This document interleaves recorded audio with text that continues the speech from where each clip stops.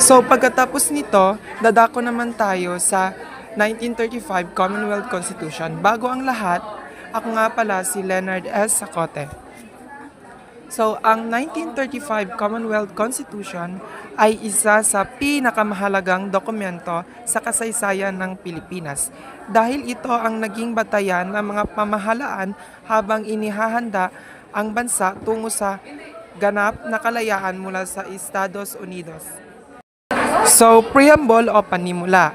Sa preamble, ipinapakita ng mga Pilipino ang kanilang pagtitiwala sa Divine Providence at ang layunin nilang bumuo ng isang pamahalaan na nakabatay sa katarungan, kalayaan, demokrasya at kapakanan ng mamamayan.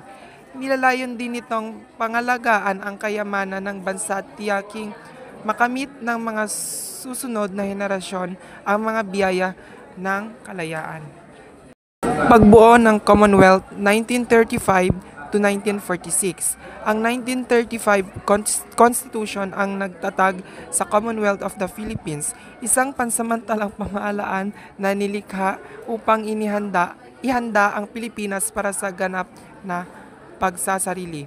Noong 1935, nahalal si Manuel L. Quezon bilang kauna-unahang Pangulo ng Commonwealth. Ang panahong ito ay pansamantalang naputol dahil sa ikalawang digmaang pandaigdig at pananakop ng mga Hapon. Pagkatapos ng digmaan, ipinagkaloob ang ganap na kalayaan noong Hulyo 4, 1946. So, mahalagang katangian ng 1935 Constitution. Istruktura ng pamahalaan. Orihinal, isang unicameral National Assembly na may iisang kapulungan.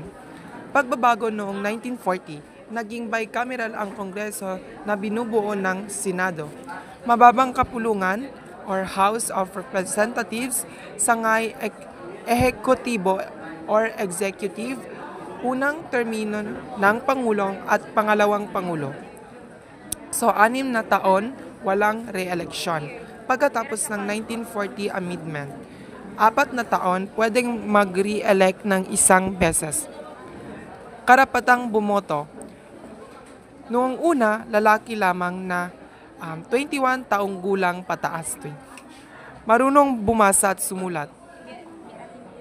Pinagmulan at inimplementyahan. Bagamat malaki ang impluwensya ng konstitusyon ng Estados Unidos, sinama rin ang mga ideya mula sa Malolos Constitution, German, Spanish at Mexican Constitution, Constitution ng ilang bansa sa South America at ang unwritten English Constitution.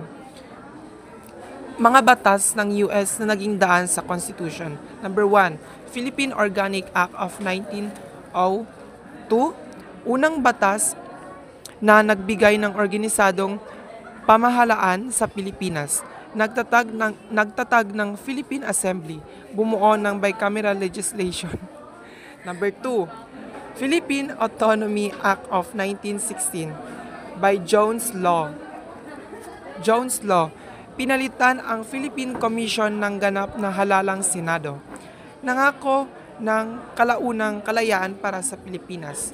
Number 3, Hair House Cutting Act 1933. Nagpangako ng kalayaan ngunit hindi tinanggap sa Pilipinas dahil sa ilang hindi kanais-nais na probisyon. Number 4, Tidings-McDuffie Act 1934. Ang batas na nagbigay pahintulot sa pagbuo ng isang constitutional convention. Dito isinulat ang 1935 Constitution. Si Claro M. Recto ang naging pangulo ng kombensyon. Pagpapatibay sa konstitusyon. Naaprubahan ng Constitutional Convention noong Pebrero 8, 1935.